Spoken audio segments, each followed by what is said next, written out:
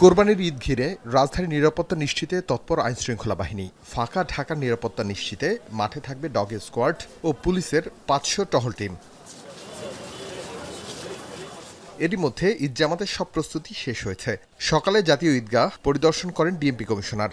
জানান, ঈদগাহ মাঠের নিরাপত্তার ঝুঁকি নেই। জাতীয় ঈদগাহ ময়দানে ঈদের জামাত উপলক্ষে পর্যাপ্ত নিরাপত্তা ব্যবস্থা গ্রহণ করা হয়েছে।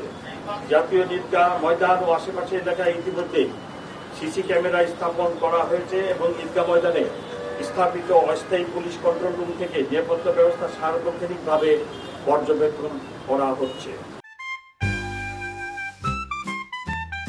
Tootie Twist chewing gum. ডিএমপির সোয়াট ও বোম ডিসপোজেবল ইউনিট সার্বক্ষণিক প্রস্তুত থাকবে।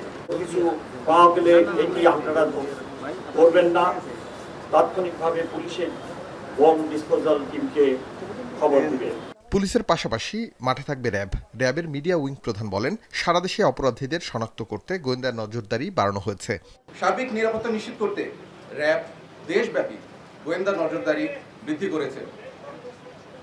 সারা দেশব্যাপী তালিকাভুক্ত ঈদ জামাতের যে স্থানগুলো আছে, যেগুলো বড় বড় এবং উল্লেখিত ঈদ জামাত, প্রত্যেকটিতেই নিরাপত্তা ব্যবস্থা জোরদার করা হয়েছে। রাজধানী ঢাকা সহ সারা দেশে ঈদের ছুটিতে যাওয়া মানুষের বাসস্থান, কর্মস্থল, শপিং মল সহ অন্যান্য সবগুলো স্থানে চুরি ও ডাকাতি প্রতিরোধে র্যাবের নজরদারি ও টহল বৃদ্ধি করা হয়েছে। এদিকে জাতীয় ঈদগাহ ময়দান পরিদর্শন করে নিরাপত্তা পরিস্থিতির খোঁজখবর নেন স্বরাষ্ট্র উপদেষ্টা। নিরাপত্তা নিশ্চিতে সব ধরনের প্রস্তুতি রয়েছে বলে জানান তিনি। পর্যাপ্ত নিরাপত্তা ব্যবস্থা নেওয়া হয়েছে। প্রায় 500 পেট্রোল রাখা হচ্ছে। অলি গলি সব জায়গায় কভার করা হচ্ছে। যদি কোথাও কোনো ধরনের কোনো ইনফরমেশন পান, আপনারা নিকটবর্তী থানার সাথে সাথে জানাবেন, আমরা অবশ্যই ব্যবস্থা নেব। যদি কোথাও মামলা না নেয়, তাদের ক্ষেত্রে ব্যবস্থা নেওয়া হবে।